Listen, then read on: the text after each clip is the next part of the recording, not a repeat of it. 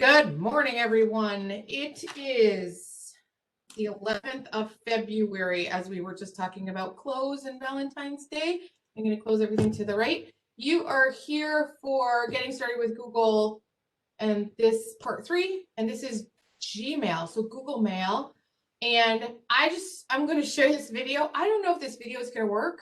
I actually got this presentation from a Google trainer colleague of mine from, I think, Indiana. But this is probably the funniest email I have seen in a long time.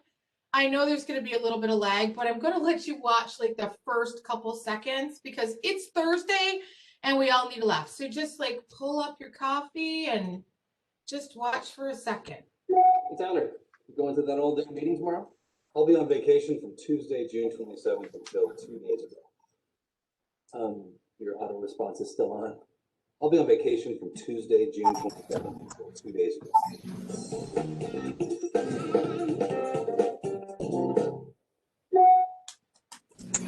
Okay, everyone, I need you to send me your reports ASAP before lunch if possible. We'll do a trip. We'll do a trip. We'll do a trip. We'll do a trip. Why are you including me in this? We'll be there around 7 tonight. That's okay. Yeah, sounds good. Kind regards, Trip Proctor, Regional Sales Manager. 404-55. Okay, I'm not watching anymore. You'll have the whole video. It's just hysterical. So this is called Email in Real Life. And it is a hoot, right? And it just makes a lot of fun. The one about reply all is like one of my pet peeves. Please, for the love of God, do not reply all. I'll let you know if I want you to reply all, right? I don't care that you're coming to a meeting. Great to know. Thanks for letting me know because I ain't going, right? Okay, all of those things. All right, so this is just basically a great reference document for you. Okay, he did a really great job. It's just not, it's a lot of screenshots. I love it. It's fantastic, but I'm not going to use it. Okay, so it's a reference document for you, right? So I'm just going to go into my Google Mail. So one of the things that's interesting for us at NARIC is that we're not allowed to use Gmail, right? We're not allowed to use it. We have to still use Outlook. So you're seeing that I'm in a personal account, all right? It is, it has to do with some confidentiality issues, and because we put a lot of finances and a lot of student data through it that we push out to other districts, they don't allow us to use Gmail. It would be different if we were like an internal district, and I have a lot of people ask me, well, why is it okay for internal districts to do that? Or like a Peru, for example, why does Peru do it and you don't? And the reason comes down to this. Usually when Peru is dealing with kids and money, they're dealing with Peru with kids and money in Peru. So unfortunately, like for NARIC, we're dealing with like the Perus, the Scotia Glenvilles, right? The Cobblesville Richmondvilles of the world. We're kind of everywhere. And it's kind of so we don't cross-contaminate, for lack of a better word, from district to district, because it has been known to happen. Because we're human. And you can easily make that mistake. So I get it. Just sometimes Carol misses her Gmail in a whole big way. So I use it personally. It's my main lead mail. So I am sure that everybody in this room knows how to get a mail, to receive a mail, to send a mail. But I am going to do a couple of things that may be a little different. So you'll notice that here, I'm just going to hit the compose button. I'm going to start there. There are two big things to think about. We have the CC and the BCC, right? CC, carbon copy, everybody can see it. BCC is a blind carbon copy. So if I decide to send an email and I blind carbon copy someone, it's a way for me to send a copy that the recipient doesn't know it's going to someone. When do I use this? Oh, when do I use this? All the time. I, in a lot of times, will loop in an administrator, in the position I'm in, an administrator in on a conversation that got a little, right? And it's good to know. Sometimes I BCC my boss in. Sometimes I BCC a colleague in because they need to see the conversation. The other person doesn't need to know it. The other thing is if you have a BCC on an email and you reply all, it goes to the BCC because they are in it and you don't even know. So you can have always keep things in mind when you're doing that. Another option when I was teaching, I always BCC'd my principal in immediately into a conversation with a parent. If it got cantankerous, I then popped them up into the CCC, three C's, because two isn't enough, right? Into the CCC level. It's just good so that you don't kind of get, hey, called into the office and be like, hey, Virginia, I heard from Susie's mom, like what's going on? So instead of to kind of go that route, sometimes was always just better to bring them in immediately. That being said, at some point you have to make a decision about when do I stop sending an email and when do I pick up the phone. And I heard a really good statistic yesterday, and I'm going to look it up because I want to make sure I give you the right statistic on it. I was in a Loom training and there was a conversation about, I know I wrote it. Oh, 93% of our communication is nonverbal. So when you're having an email discussion with someone, vocal tone never comes across. And I think that's really important because in a lot of cases, you can calm an irate person on the other end of an email by picking up the phone and going, hi, it's Virginia. What's going on? What can I do to help you? Or I understand you're upset. You know, in a lot of cases, we can get past that like screaming parents. I think that's helpful. The other thing too that I always did, and this is me as a teacher, this is not me in my role right now. And like I said yesterday in one of my trainings, I had 479 students twice a cycle. I had a lot of kids. I saw a lot of kids in a week. And there would be kids that used to irritate me. And I never wrote kids up, but I always contacted parents. Always. I did write kids up, just was very rare. But I would contact parents. But what I would do is I would write the email and then I would save it as a draft. I would never put a 2-line in there. I would always save it as a draft. I would hold it for a night. And then I would go back and read it and see if it was like, was it really me being irate? Was the kid really bad? Or was I quite honestly having a bad day? Some days, especially at the end of the day, I would get really tired, right? The older I got, the more tired I'd get. And sometimes it would be like, you know what? I can change the language that I have in here. I can still send the email to the parent and I'll send it out. I also made it a habit of mine, just teaching practice, that I also sent good news. And I tried to always start with good news and then I could like send the bad news. You know, that helped a lot because they knew if I was coming with like not great news that I had at least given either way. Sorry, I'm grabbing it, Linda. I just thought if on a BC said other than you, the sender does a reply all, does it get, can everyone see who is on? No one ever sees who's on the BCC. The BCC is hidden. So it's always carbon. It's even when you're forwarding or replying all, it's still in there and you don't see it. So even you, the sender, doesn't see it when it comes back to you. It's a good question, Linda. Okay, so that other one goes to the reply all. For the love of God, please do not reply all unless it absolutely is called for. There are times that I will say in an email, I'll send it to a group of people, please reply with your answer. And I always say not reply all. And then there are other times I will say, please reply all. When I want it, I will ask for it. And it makes sense because otherwise we get this litter of email, right?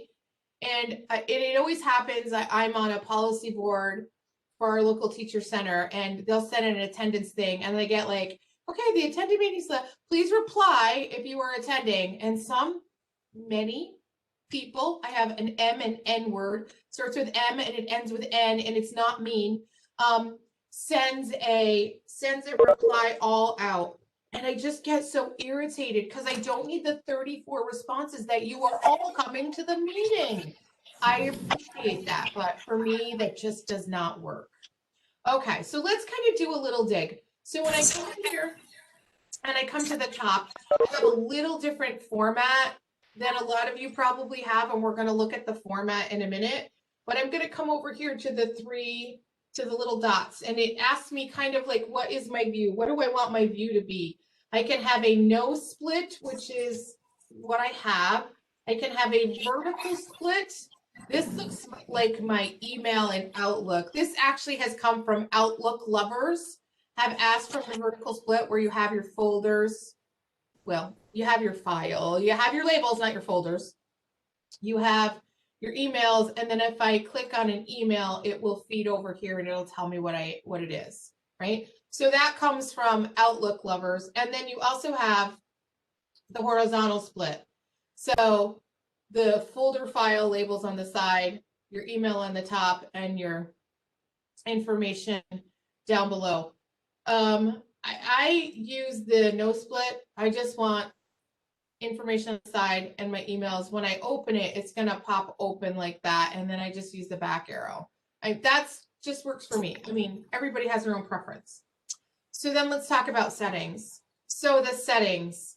First one I think is really important is that if you have multiple accounts, and I do, so I'm gonna log into another one.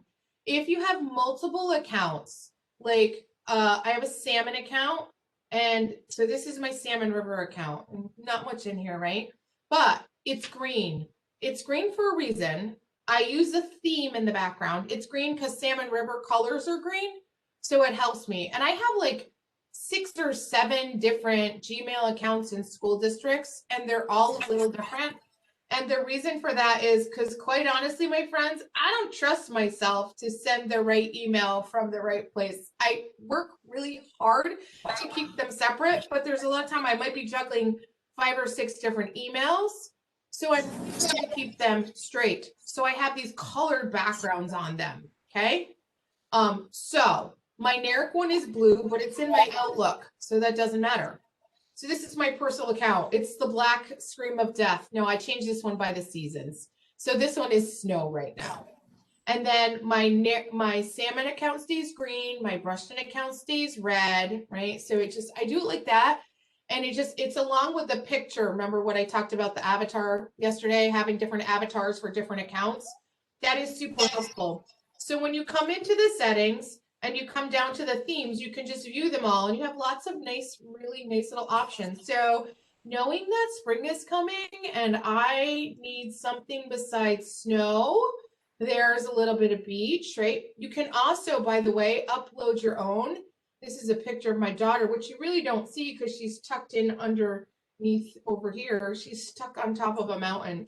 I say it like she's stuck on top of a mountain. That would be climbing a mountain, Virginia, not stuck. All right, so you can do that too, pretty simple. All right, so I'm just gonna save that. Then you can come in, let's kind of look at the different views. So the default looks like this. This is what the density is. Comfortable looks like this.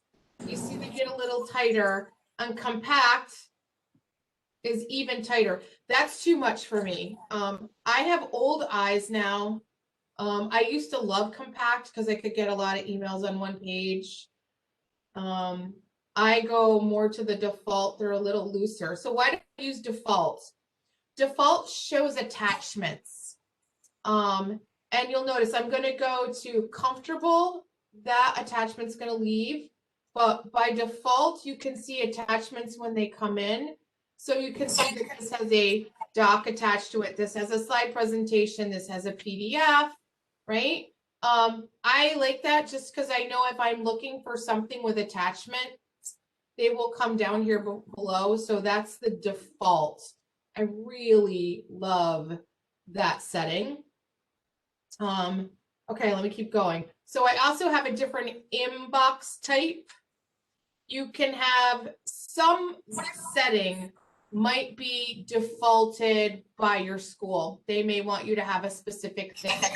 So you don't always have as many choices as I wish you would. I use the defaults, but you can have important first, which will, you'll see, looks like this, important. And then everything else falls into like this other folder. But see what it did to my number of emails that I haven't written read 41,000. I just want you to all know that I have no emails in my inbox. When it looks like this, which is important first, it looks like I have 41,000. Oh, hell no. That does not happen. On red first, I still have 41,000. I can't deal with that. That's too many. Starred first, so I can have all my starred on top. Still, look at that number. Priority inbox. So this is still has all of these here, which is not my favorite. They do have multiple inboxes, but I don't, so you can see what this looks like. You can have my starred drafts inbox. This works for some people, not me. This number would give me angina. I'm not kidding. So I go back to my default, which is a primary email, which is the most important things that I have pushed here. A social box, which is things like Twitter and LinkedIn. My Facebook is not connected here, but all of these things come in here. And this is what I do like once a month. I come in and I just give that a delete because I don't need any of it, right? I don't need any of that stuff to come in here. I'll do it every once in a while.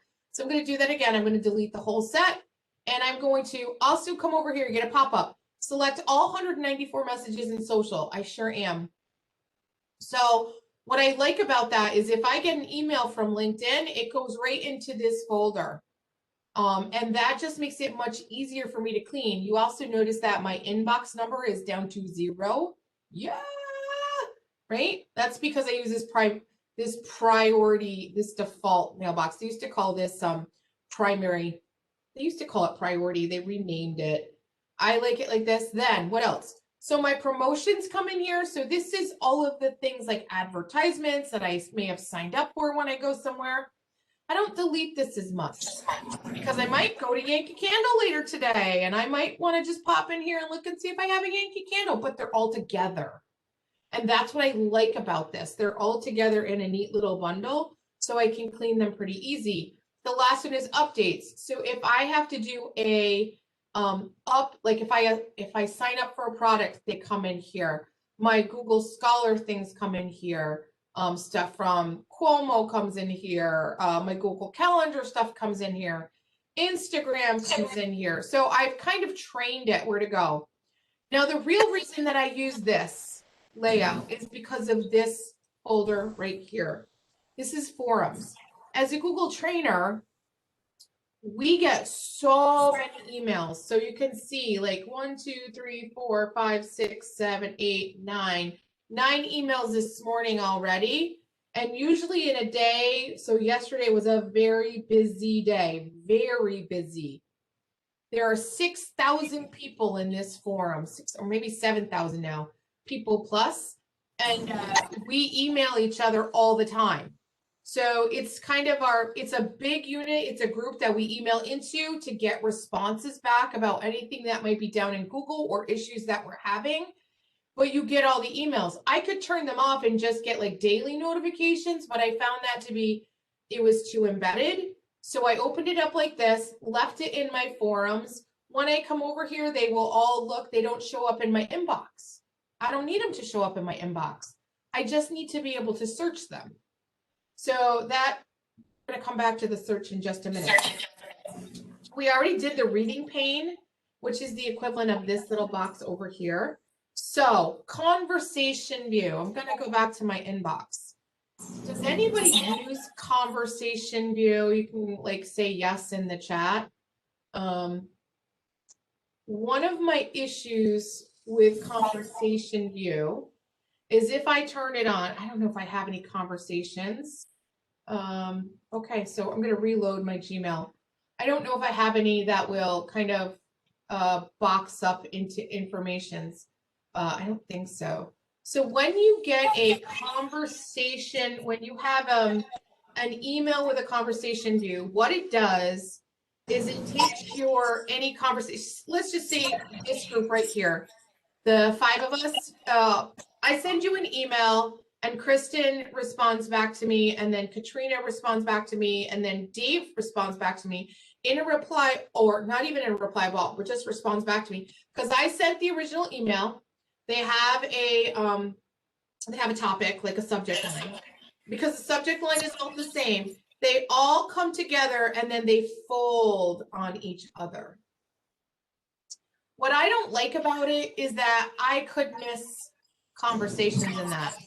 And if people respond really quickly, you definitely will lose conversations. So if Dave was the last person who responds to me, and I read his, but I don't see Katrina's and Kristen's, it marks the email as read. Even though I've really only read Dave's, I didn't click on it to get into the others to read Katrina's and Kristen's. So I'm always just very hesitant about turning conversation view on, unless you are very competent in making sure you click into them and read them. I have seen lots of secretaries, nothing against secretaries, please don't hate me for what I just said, lose emails. I've seen actually even more administrators lose conversation there because they didn't know it was turned on. So you can just, I like it off. So I tend to keep mine off. I don't need all of that nitty gritty. So when we clicked in here into these basic settings, the gear wheel, it's just our basic settings. It's just some of them. And this is what they consider to be like the most needy that most people need. But we're going to dig all the way into them and go into the actual set. Maybe we are see all settings right in here. So once we're in this part, this is where we can do way more of the work. I'm going to show you a couple big ones that I think are really important. I'm going to amp that up just a little bit. I know I stayed pretty small. So I do maximum page size of 100 conversations per page. If I could do 500 conversations per page, I would do it in a heartbeat. Because I don't want to have 25 and then I have to scroll to the next page and get 25 and scroll to the next page. I want to see a whole pile of them at a time. I would rather scroll down than have to reload a page. That's me personally. And it's much easier to deal with like 120 that's on 2 pages than 120 that's on 5 pages. That's my personal preference, but I really like that. My default reply behavior, this comes back to my reply versus a reply all, is reply, not reply all. So if I get 6 people, send me an email and I need to reply all, I will need to choose it. Do that such on purpose. Most of these you can change your text size in here. I have some different options that you don't have. Probably some of yours might be turned off at the district level. I am a beta tester for Google, so I get a lot of different things that you may not see, especially in mail, because it's just something that I can do pretty easily. But I'm going to scroll down in here. You can see I have experimental access. So I get to like try all those new things that are on. If you have that, it's kind of fun to have. You can also turn conversation view off here. Nudges.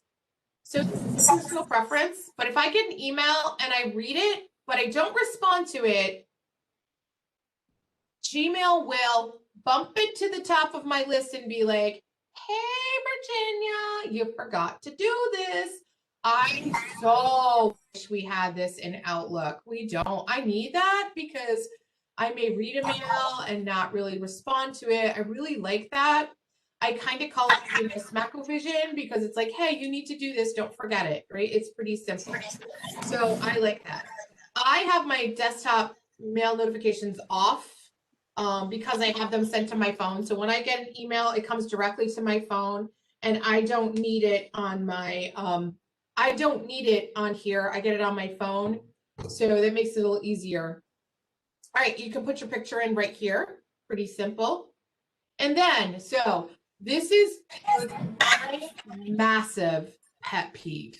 I have to tell you, if I have one thing that drives me crazy, it's when people don't have a signature line. And I'm going to tell you why it's kind of a pet peeve of mine. Sorry, excuse me, because I work with so many districts, and I'm not going to throw you under the bus, but I am. And I don't know if you have one. I think you do. It's not. If you don't tell me that you're Linda from Cobleskill, Richmondville, I have no way of knowing. So then I have to go and I have to look at your email. If your email is actually showing, I have to open up the header and find what district you're from. And then you'll say, I have a student in my classroom who can't blah, blah, blah, blah, blah. And this is not, I'm just using her as an example. When that happens, if I don't know that she's from Ryder, and I don't know that she's from Cobleskill, Richmondville, and I don't know that she's a whatever, I think she's a 5th grade teacher. If I don't know that she's a 5th grade teacher, I gotta go find that all out, right? So it just takes me so much time. And I mean, please, for the love of God, at least tell me what district you're from, right? So I always say to people, like, come in here, put your name in here. You don't have to have your title, but put your district and your building in. A phone number, I always say this to my friends, I'm like, a phone number would be awesome. Even if it's just the building, okay? That just makes, because people are like, can you call me? Okay, where are you, right? And I'll be like, oh God, what district are you in? What building are you in? So then I spend like 20 minutes, and I know people think I should know where everybody's from, but quite honestly, in this school year, I have already trained over 2,500 people since July 1. I'm lucky I know what my head is handed to me and still connected to my body. So I don't always know where people are from. Some other things that you can put in here. So what I was teaching, I actually had the best time for parents to contact me in my signature line. The best time to reach me, my free period is, and you can call me, or, just that's a good thing to have in there. If you want people, it's like I have a calendar booking app that I use in there that people can use. That's really simple. So you can book an appointment with me. And this signature line does reflect my work line as well, right? So, and it does say KVB work. I can have multiples, because I could just come in and I could say, this is a personal, right? This is my personal one, and I can make, if there's nothing in here, I can make a personal one. So you can have multiples back and forth. Some things I don't. My email default is that I do not, if I'm replying, I don't put a signature on unless I choose to. If it's a new email, I will put a signature on. You can make that decision as well. I like that. The vacationer is also really nice. That's like, hey, I'm out until July 22nd, 2 days ago, right? That was that little thing. Like, remember to turn your vacation responder off. I don't like in Google that you have to manually turn it off. Annoying. I wish it would do its own. Okay, so let me move on. And what I'm going to do is I'm going to show you how to use labels. Now, I have lots of labels. Lots and lots of labels. And what is a label? A label, okay, I'm not going to make any changes.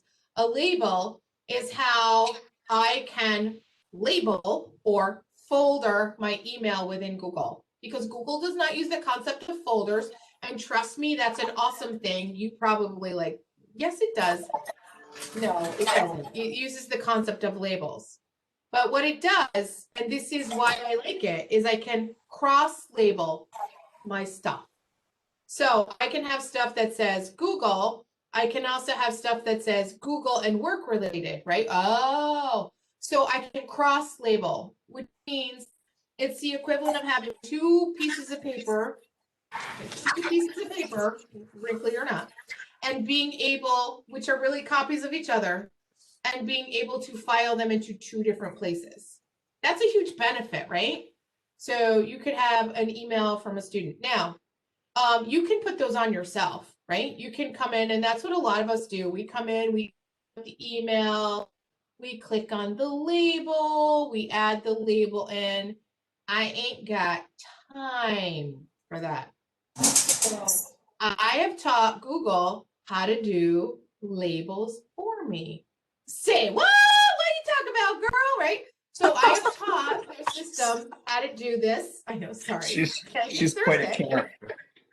All right, so I am going to come into see all my settings. And I'm going to come into filters because what you're doing, and so blocked addresses, because you can also block addresses, right? All those annoying people that email you, all those people that send you inappropriate things, all those emails that come and you're like, oh, where did that come from? And you'll be like, okay. And I this is the one time I went into my email and I didn't, Dave is in the room. I'm really sorry. I'm going to say this. I have had issues with some mail impotence. Me, I haven't, but I get a lot of those emails, right? And I'm like, oh, okay. So I block those, or I send them to spam, or I report them, even better, because you can report an email, and I highly recommend you do that because it starts blocking them. Not that they won't find another place to send it, but anyway. So what we're going to do is we're going to build a filter, and a filter is a rule. So if this, then do that. So this is the beginning of like coding. So when we think about coding, everybody gets all worried about it, but this is what I like to say to people. You're going to tell your email what you want it to do. So you are going to own your email. So exactly right here. So if I get an email that matches at narc.org, it's going to do this. If this, then this. So if it matches at NARIC, it's going to do this. Apply the label work related. So if I email myself and it comes in, it's automatically going to apply this email work related. All right, so here's another one. If I get an email from becca.bond@gmail, or I get one from becca007@yahoo, they're going to apply to Becca College and other categorizes primary because that's my daughter and I want it to come to my main mailbox. Right? Oh, you're losing me, lady. And apply a label. So what's really nice about that is you can I really should watch this customize it to at some what you point. want it to be, right? You can keep it as very specific and you can push it where you want to. So we're going to come down here and we're going to create a new filter. And I'm going to say that it's going to be from, I don't even know if I have any Erica Preston ones, but we'll try. I have one from Erica Preston, okay? It's from her. And now Erica has multiple emails, so I'm going to use all of them. She has an Erica Preston e@bm@csd, and she has an Erica Preston. She has multiple personalities. She really does not. She just works multiple jobs, right? She's a tech integrator, and she has lots of emails. So do I have to have it too? No. Do I have to have a subject? No, none of these things. So here's all the emails that I'm going to write the rule for, and I'm going to tell it to create filter. This is where I get to tell it this is where I get to tell it where to go, right? I get to tell it what to do. So I could skip the inbox, as in archive it, which scares the bejesus out of most people because they don't know where stuff goes when you archive it. It goes into the netherland.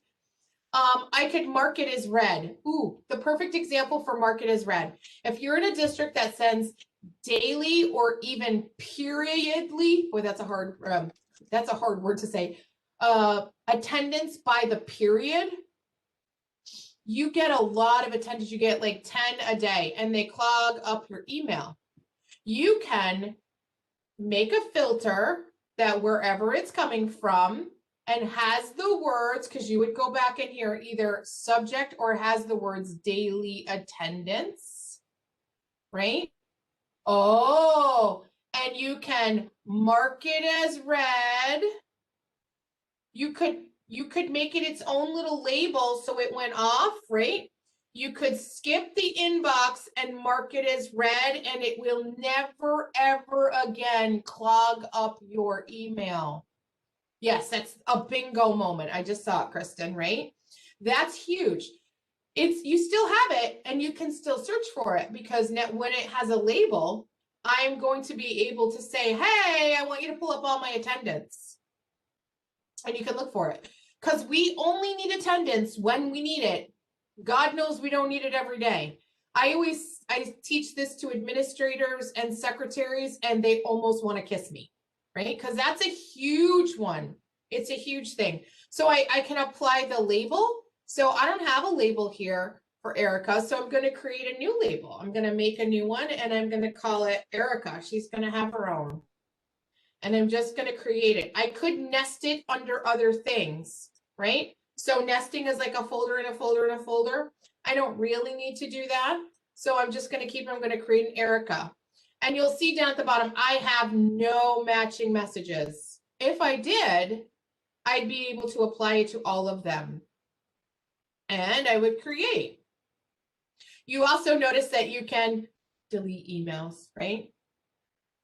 So I do get some stuff that I have it automatically deleted, right? So I just have it comes through and I just automatically delete it. I don't need it anymore. So I'm going to create the filter. And then it starts to do the job for me. How would people use this? I see secretaries who work with multiple students, multiple buildings, build one for each building. I've seen superintendents build a filter for each one of their principals so that they each principal has their own filter. So the minute the email comes in, and it comes in, I'm going to use Peru as an example. So Dr. Palmer has it set up and then he has one for Scott, right? And it's just helpful. So anything that Scott sends him automatically applies the filter of Scott on it. So then he can come up here and he can search Scott and they would all populate. So let's talk about searching, my friends. Just like Google Drive, this has the best search engine anywhere. Stop looking for emails. I wouldn't, I have 40,000 emails. I'm not going to find it, right? I got 41, right? I got in 41 and a high majority of those are sitting in my Gmail forums, right? I don't read them. Maybe once a week I go in and I'm like, okay, I can get rid of all of that conversation. I don't need to do anything with that. I can look over there, but I want to find the emails from May.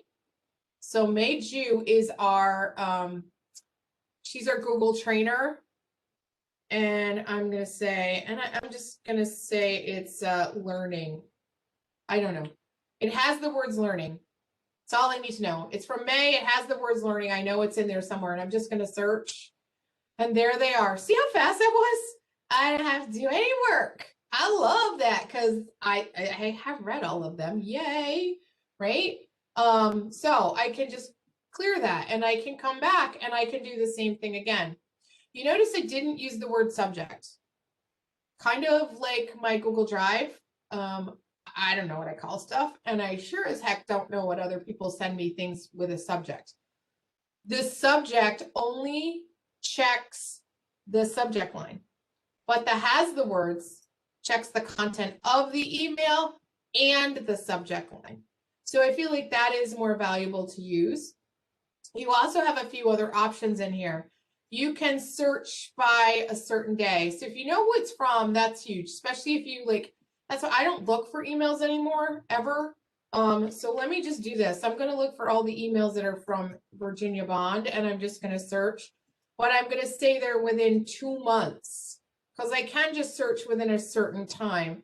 And I can search all my mail, which is for me a default, not my inbox, all my mail, which searches my archive. So I'm just going to look through. Maybe I'm looking for something within it. I don't think I have anything with an attachment, so I'm not going to include that. I'm just going to search. And you'll see what it happens. It will quickly load. Oh, I did have something. So let me go back and we'll just do that. We'll just look for things with an attachment. It's pretty rare that I send anything to myself with an attachment. Oh, I had more. So we're going to clear that. We'll do it one more time. We'll come up here, we'll do Virginia Bond. I want just attachments. I think sometimes it gets a little wonky. Within 2 months, I'm going to search. And then it should pull up. So I have one in there. I'm not sure why these are coming. Oh, I know why. Because my Book Me app comes through with a mini attachment. But you'll see that they come through that way. So it's just a much easier way to search quicker. It has to be quick for me because I'm just like you guys. We don't have time to look through 150 things, right? So if I have something come through, like, so I'm trying to think of, so I'm going to use my like practical here. Yesterday, I got a notification that my Instagram account was logged into from a really interesting place. I was not in Centerville, Indiana yesterday. So basically this was a hack instance and I had to go in and make a change, right? So this came through. So I went through and I had to do some really quick changing, but it came into my updates. So when my updates come through, I notice them right away. So they'll come through and I can also do something like this. I can do a star on it. So when I do that, it will pull it back out into my primary and those things will pop over here. So hoping questions. That's kind of the big stuff. And what I think is what people usually want to see. I was going to say add-ons. I have installed a few add-ons for my Gmail. It's interesting that I don't have Google Meet in here. It's because my Gmail account cannot really send a Google Meet into a district. It does not work like that. So what I have is a couple add-ons in here, which basically means that I can set up a meeting right from within my email, which I do like. So you can do Zoom. I have my WebEx linked in here, but not Google Meet. If I need to send a Google Meet event, I just go into Calendar. Those are really the big ones. So questions, and I'm going to stop sharing. Do you have any questions?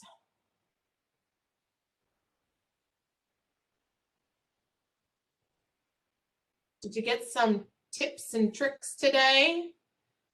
Filters is usually what everybody loves, right? Build yourself some filters and think about what you want, right? Because I've built some filters that I've reworked.